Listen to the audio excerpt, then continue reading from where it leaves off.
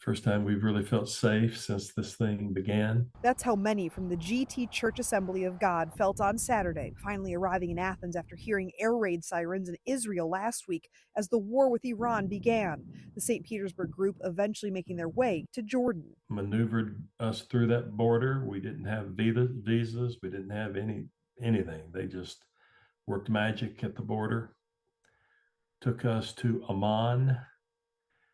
And for the next 3 days, we were in Amman. Pastor Randy Helms says it was almost magical how they were able to even get into Jordan. Originally, the church group was going to Israel for a tour of the Holy Land, but they ended up getting an unexpected spiritual journey entirely. It's out of your control. There's nothing you can do. You just have to trust and learn to trust.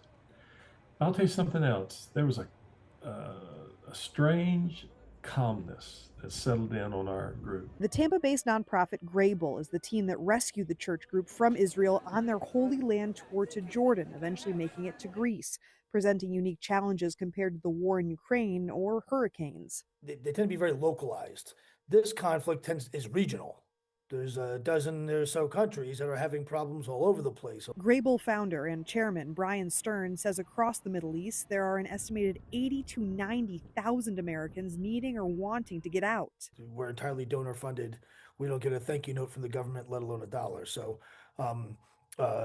doing operations at this scale is very difficult in the backdrop of air raid sirens, which are going off right now as we speak. We just praise the Lord that He sustained us and protected us, and Lord willing, we're coming back home. Annie Krall, 10 Tampa Bay News. While the GT Church Group won't be back home for services tomorrow, Pastor Helms hopes they will be back by midweek, and next Sunday can be a reunion.